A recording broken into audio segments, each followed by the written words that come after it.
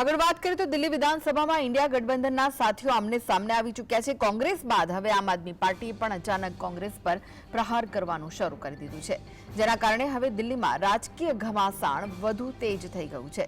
આમ આદમી પાર્ટીએ એક પોસ્ટર રિલીઝ કર્યું હતું, જેમાં એક તરફ અરવિંદ કેજરીવાલને સૌથી ઈમાનદાર બતાવવામાં આવ્યા, જ્યારે બીજી તરફ પોસ્ટરમાં ભ્રષ્ટ લોકોની લિસ્ટ બતાવીને ફોટા બતાવવામાં આવ્યા હતા, જેમાં લોકસભામાં વિપક્ષ નેતા રાહુલ ગાંધીને બેઈમાન લોકોની લિસ્ટમાં સામેલ કરવામાં આવ્યા હતા। પોસ્ટરમાં વડાપ્રધાન નરેન્દ્ર મોદી અને ગૃહમંત્રી અમિત શાહ બાદ ત્રીજા નંબર પર રાહુલ ગાંધીને મૂકવામાં આવ્યા છે।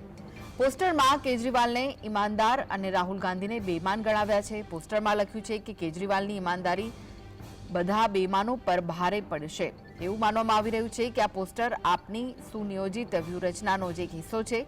તો બીજી તરફ કોંગ્રેસને ખબર જ છે કે જ્યાં સુધી તેઓ આમ આદમી પાર્ટીના વોટમાં ગાબડું નહીં પાડે ત્યાં સુધી દિલ્હીમાં તેમની વાપસીનો રસ્તો માત્ર મુશ્કેલ જ નહીં પરંતુ અસંભવ છે।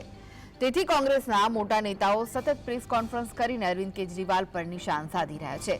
ત્યારે હવે થોડા મહિના પહેલા સુધી ગઠબંધનનો હિસ્સો રહેલી બંને પાર્ટીઓ દિલ્હી ચૂંટણીમાં આમને સામને આવી ચૂકી છે।